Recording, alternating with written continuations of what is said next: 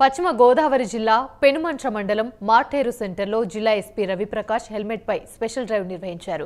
Helmet ధరించి వాహనం నడుపుతున్న వారికి గులాబీ పువ్విచ్చి అభినందించారు. హెల్మెట్ లేని వారికి కౌన్సిలింగ్ ఇచ్చి వారి చేత హెల్మెట్ కొనిపించి వాహనదారులకు రోడ్డు ప్రమాదాలపై అవగాహన కల్పించారు.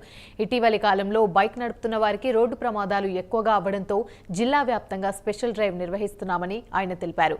హెల్మెట్ లేకుండా వాహనం నడిపితే కఠిన చర్యలు తప్పవని ఎస్పీ హెచ్చరించారు.